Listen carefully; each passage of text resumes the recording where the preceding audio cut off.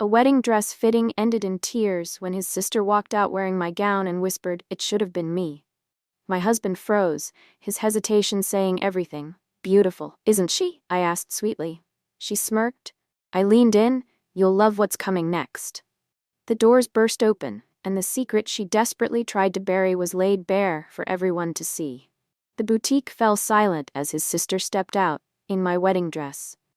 "It should have been me," she whispered. My husband hesitated. That's when I knew. She had no idea what was coming next. The ivory lace clung to her frame, my dream gown that had taken months to find and customize. Our reflections locked in the three-way mirror, her lips curling into a smile that never reached her eyes. "It should have been me," she whispered, just loud enough for me to hear. I turned to Ryan, waiting for him to say something, anything to his sister. His mouth opened, then closed. The silence stretched between us, his hesitation saying everything his words couldn't. My future mother-in-law dabbed at her eyes. "Oh, Emma, you look just like a bride." I stepped forward, my hands steady despite the rage building inside me. "Beautiful, isn't she?" I asked sweetly, meeting Emma's triumphant gaze. She smirked, thinking she'd won whatever twisted game she was playing. I leaned in close, my voice dropping to a whisper that matched hers. "You'll love what's coming next." Something flickered across her face. Uncertainty, perhaps even fear. She didn't know that I'd discovered her secret, or that I'd spent weeks gathering evidence. She had no idea that her carefully constructed facade was about to shatter. What happened next would change our family forever. Ryan and I met 3 years ago at a charity fundraiser. I was organizing the event. He was a donor who stayed behind to help stack chairs. We talked until the venue staff practically pushed us out the door. He was thoughtful and genuine, qualities I'd given up hoping to find after years of disappointing relationships. Our connection was immediate and undeniable. Within 6 months, we were inseparable. Ryan worked as an architect, designing spaces that brought people together. I ran a small marketing agency, helping local businesses tell their stories. We complemented each other perfectly, or so I thought. I first met Emma at Ryan's birthday dinner. She arrived 40 minutes late, making a dramatic entrance that pulled all attention toward her. Throughout the evening, she kept finding reasons to touch Ryan's arm or shoulder, referencing inside jokes I wasn't part of. "Ryan and I have always been unusually close," she told me while he was at the bar. "Our parents worked so much when we were kids. We only had each other." Her eyes never left her brother as she spoke. I brushed it off as normal sibling affection. Growing up as an only child, I'd always envied that kind of bond. When Ryan proposed on our second anniversary, Emma's reaction should have been my first real warning. She excused herself from the celebration dinner, returning with eyes rimmed red. Later, she hugged me stiffly and said, "Welcome to the family. Ryan needs someone who understands how special he is." The emphasis on special made my skin crawl. But I was too caught up in engagement bliss to recognize the threat beneath her words. The first major incident happened 3 months into our engagement. Ryan and I hosted a dinner party, and Emma arrived wearing a blouse identical to one I'd bought the previous week, one she'd seen me wear when we met for coffee. "Great minds think alike," she laughed when I mentioned it. "Though I think I bought mine first." Ryan squeezed my hand under the table. "Let it go," he whispered. "She's always been competitive." 2 weeks later, Emma invited us to dinner at an obscure Italian restaurant in the next town over. As we were seated, Ryan's expression shifted. "This is where we had our first date," he murmured, looking confused. Emma beamed. "I remembered how much you loved it. I wanted to recreate that special memory." I hadn't told Emma where our first date was. Ryan must have mentioned it to her, but the way she watched my reaction felt deliberate. A message that she knew him better. Had been there longer. After dinner, I scrolled through Emma's social media while Ryan showered. Her Instagram was a shrine to her brother, hundreds of photos spanning years. Ryan at graduation, Ryan at the beach, Ryan sleeping on the couch.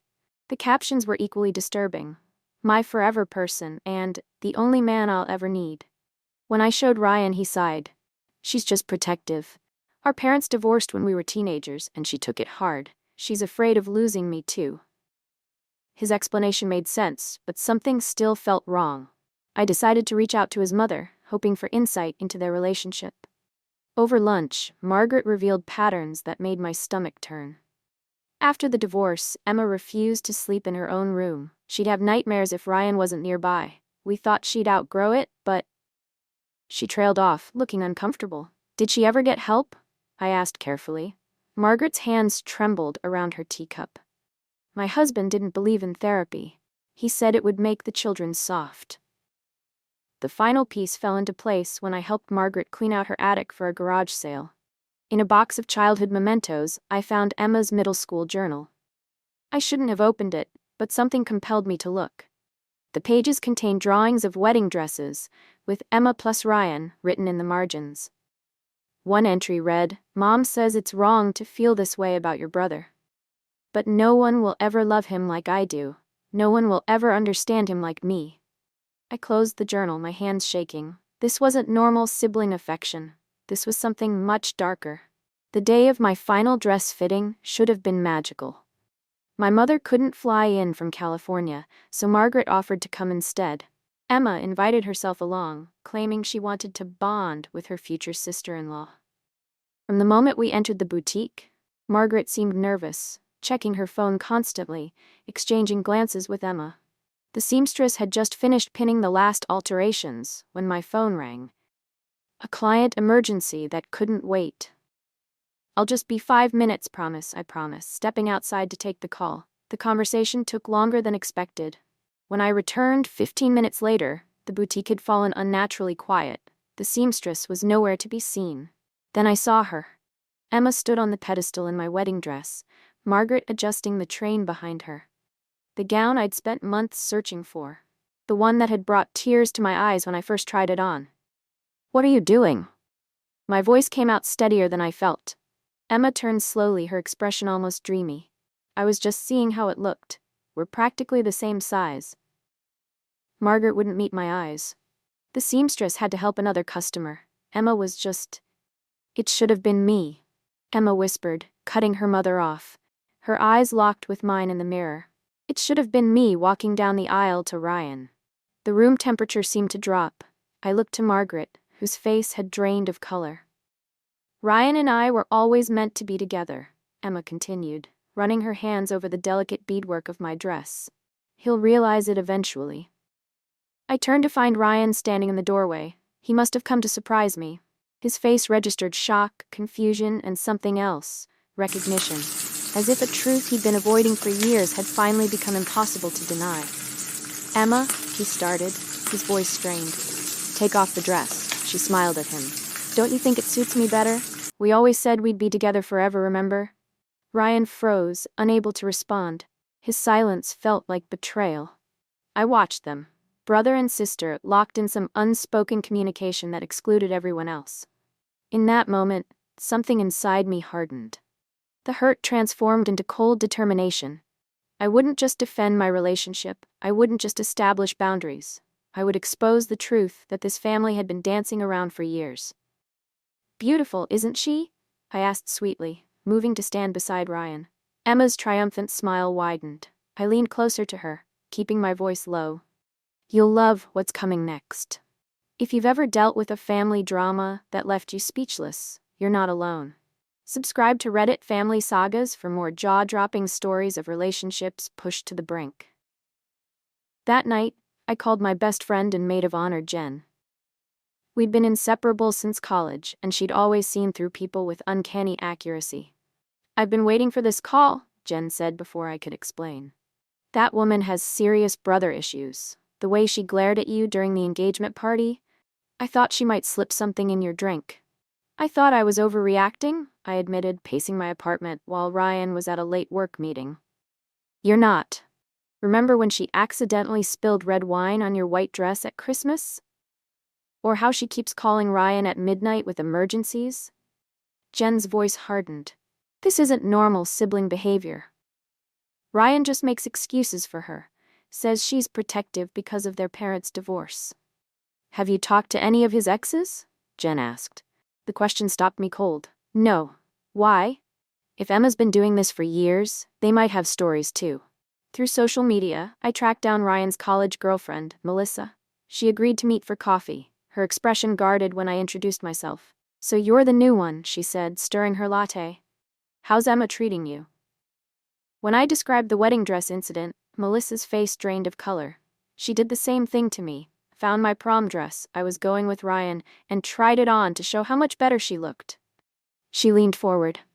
But that's not the worst part. The night before prom, someone cut it to shreds.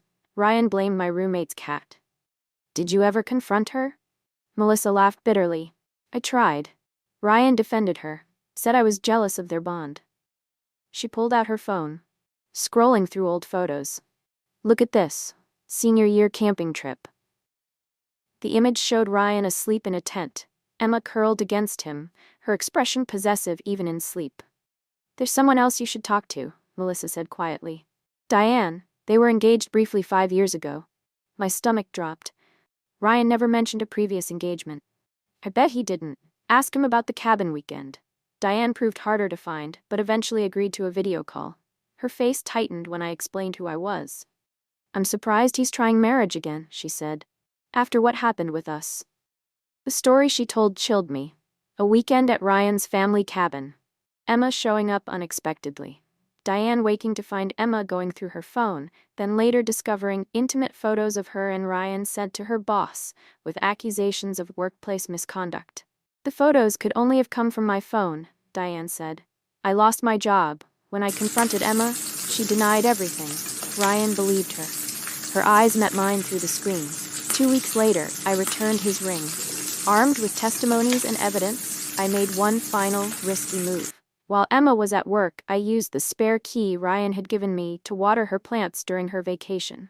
What I found in her spare bedroom confirmed everything.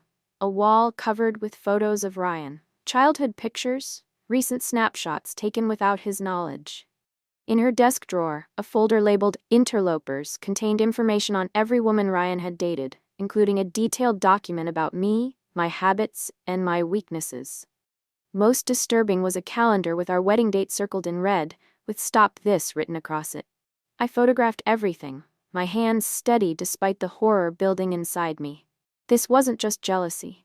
This was obsession. I knew what I had to do. 2 weeks later, we gathered at the boutique for what everyone believed was my final dress fitting. I'd arranged everything meticulously, the timing, the witnesses, even the seating arrangement that would prevent Emma from making a quick escape. Ryan sat nervously beside his father, who'd flown in specially for the occasion. Margaret fussed with the champagne glasses, while Emma surveyed the room with thinly veiled contempt. Before I try on the dress, I announced, I wanted to thank everyone for supporting our journey to marriage. I met each person's eyes, lingering on Emma's. Family means everything to Ryan, so it means everything to me too. Emma's smile didn't reach her eyes. We just want Ryan to be happy. That's exactly what I wanted to discuss. I pulled out a sleek photo album I'd prepared. I've been collecting memories for a special wedding gift. I'd love your thoughts. I handed the album to Ryan first. His expression shifted from confusion to shock as he turned the pages. Photos of Emma wearing my clothes, screenshots of her social media obsession, images of her shrine to him. What is this? He whispered. Keep going, I said gently. The next pages contained statements from Melissa and Diane, alongside evidence of Emma's sabotage. Ryan's hands trembled as he read Diane's account of their broken engagement. You were engaged before? His father asked, peering over his shoulder. Emma said. Ryan stopped, looking up at his sister. You told me Diane was cheating. You showed me texts. Emma's face contorted. She wasn't good enough for you. None of them were. The boutique door opened. Diane walked in, exactly as we'd planned. Hello, Ryan, she said quietly. It's been a while. Emma lunged forward. What is she doing here? This is a family event. Diane is here because she deserves the truth, I said, keeping my voice calm. Just like you deserve to hear what she has to say. Diane stepped forward, her composure remarkable. I never cheated on you, Ryan. Emma hacked my phone, sent those photos, and destroyed my career. I tried to tell you, but you wouldn't listen. That's ridiculous, Emma sputtered. She's obviously jealous that you've moved on. Then explain this. I revealed the final piece of evidence. Photos of Emma's room with its shrine to Ryan, the calendar marking our wedding, the file detailing her plans to sabotage our relationship. Margaret gasped, her hand flying to her mouth. Emma, What have you done? Nothing you didn't enable, I said, turning to my future mother-in-law. You knew something wasn't right between them. You've always known. Ryan stood, the album clutched in his hands. Emma, tell me this isn't true. For a moment, Emma's mask slipped completely. The calculation in her eyes gave way to something raw and desperate. They don't understand, she whispered, reaching for him. No one loves you like I do. No one ever will. Ryan stepped back, his face ashen. This isn't love, Emma. This is obsession. Don't say that, she screamed, mask shattered completely. We promised we'd always be together. When Mom and Dad were fighting, when everyone else left, we promised.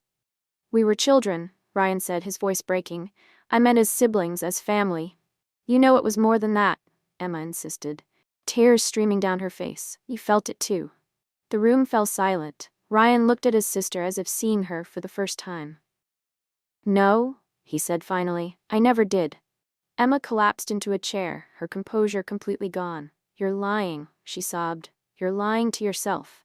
Margaret moved toward her daughter, then hesitated. Emma, this has to stop. It should have stopped years ago. You encouraged it, Emma shot back. Always pushing us together. Telling me to take care of my brother, to be his special person. Ryan turned to his mother. Is that true? Margaret's shoulders sagged. After the divorce you so withdrawn, Emma was the only one who could reach you. I thought it was healing for both of you. Her voice dropped. I never imagined it would become this. You saw what you wanted to see, Emma's father said quietly. We all did. The boutique staff had discreetly moved to the back room, giving us privacy for this family implosion. I stood beside Diane, both of us witnesses to the unraveling of years of dysfunction. I think, Ryan said carefully, that we need to postpone the fitting. He looked at me, his eyes filled with apology and grief. Can we talk? Alone? We stepped outside into the afternoon sunlight, leaving the others in stunned silence. I didn't know, he said immediately. About Diane, about any of it, I swear to you. I believe you didn't want to know, I replied. There's a difference. He ran his hands through his hair. All these years, I thought I was protecting her, but I was enabling her, wasn't I? You both were victims of a dysfunctional family system, I said. But now you have a choice about what happens next. Ryan took my hands in his. I'm so sorry you had to go through this. If you want to walk away, I wouldn't blame you. Is that what you want? No, he said firmly. I want a future with you, but it has to be different from my past. I need to set boundaries with Emma, with my parents. I need to be better. Inside, Emma made one last desperate attempt. As we re-entered, she rushed to Ryan, clutching his arm. She set this all up to humiliate me, she hissed. Can't you see she's manipulating you? Turning you against your own family? Ryan gently but firmly removed her hand. The only manipulation has been yours, Emma, and it stops today. The next week was a blur of difficult conversations and decisive actions. Ryan arranged for Emma to stay with their aunt while she began intensive therapy. His parents agreed to family counseling to address their role in enabling the unhealthy dynamics. I've spoken with a therapist who specializes in family systems, Ryan told me over dinner. She says Emma's attachment issues likely developed from our parents' volatile relationship and subsequent divorce. That explains it, but doesn't excuse it, I said. No, it doesn't. He reached for my hand. I've been thinking about our wedding. If you still want to marry me, I think we should change some things. We decided to postpone the ceremony by 3 months, giving everyone time to process and begin healing. Emma would not be in the wedding party as originally planned, and her attendance would depend on her progress in therapy. Ryan's most difficult conversation was with Diane. They met for coffee, while I gave them space to find closure. She forgave me, he said afterward, his eyes red-rimmed. I don't deserve it, but she did. Forgiveness isn't about deserving, I told him. It's about healing. We attended our first couples therapy session that weekend, learning to communicate more openly about our fears and expectations. Ryan was finally seeing the patterns that had shaped his life and working to break them. I never stood up to Emma because I felt responsible for her happiness, he admitted during one session. Our parents put that burden on me, and I accepted it, but it wasn't fair to her, to my previous relationships, or to you. The therapist nodded. And now? Now I understand that true love means healthy boundaries, Ryan said, squeezing my hand. It means supporting someone's growth, not enabling their dysfunction. By month's end, we had reimagined our wedding as a smaller, more intimate celebration. Ryan's parents agreed to contribute to Emma's treatment instead of an elaborate reception. Most surprisingly, Emma herself requested a meeting with me, supervised by her therapist. "I'm not ready to apologize," she said bluntly when we sat down. "I still have feelings I'm working through, but I recognize that my behavior was destructive." She couldn't quite meet my eyes. "The therapist says it will be a long process." "Thank you for being honest," I replied. "That's a start." Our wedding day dawned clear and bright, 3 months later than originally planned. The ceremony was small, just 30 guests in a garden overlooking the city. Emma wasn't there. By mutual agreement, she continued her treatment program instead. Ryan's vows brought tears to my eyes. "I promise to see you clearly, to hear you completely, and to choose you every day," he said. "I promise to build boundaries that protect our love and to never take for granted the gift of your trust." At the reception, Margaret approached me, her expression solemn. "I want to thank you," she said.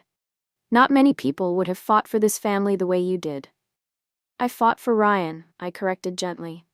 "The healing happening now is because all of you chose it." 6 months after our wedding, we met Emma for dinner, our first unsupervised visit. She'd moved into her own apartment and started a new job. The obsessive shine in her eyes had dimmed, replaced by something more grounded. "My therapist says I used Ryan as a substitute for the security I never felt as a child," she explained, picking at her salad. "I'm learning to build that security within myself now." Ryan nodded encouragingly. "I'm proud of you, Em." She looked up, a flash of the old intensity crossing her face before she took a deep breath. "I'm trying to be proud of myself too. It's harder than I expected." As we drove home, Ryan reached for my hand. "Thank you for not giving up on us." "Some things are worth fighting for," I said simply. That night, as we got ready for bed, Ryan paused by the wedding photo on our dresser. "You know, when Emma tried on your dress that day, I finally saw the truth I'd been avoiding my whole life." "What was that?" "That love shouldn't hurt other people." He turned to me, his expression serious. "I almost lost you because I couldn't see what was right in front of me." I wrapped my arms around him. "But you did see, eventually. That's what matters." As we settled into bed, my phone chimed with a text from Emma. "Starting a new therapy group tomorrow. Nervous, but ready." Progress, not perfection. We'd learned that healing rarely follows a straight line. There would be setbacks and new challenges ahead. Family holidays, future children, old patterns trying to reassert themselves. But now we faced them together, eyes wide open. As I set my phone down, I noticed a notification I'd missed earlier. A friend request from Diane to Ryan. "Some wounds heal completely. Others leave scars that remind us to stay vigilant." If you've ever had to confront uncomfortable truths in your family, you know it's never as simple as confrontation and resolution. The real work happens in the quiet moments afterward, when you're rebuilding something healthier from the ashes of what you had to burn down. Share your story in the comments. What family secret changed everything once it came to light? Subscribe to Reddit Family Sagas for more stories about the complicated, messy, beautiful journey of creating the family you choose.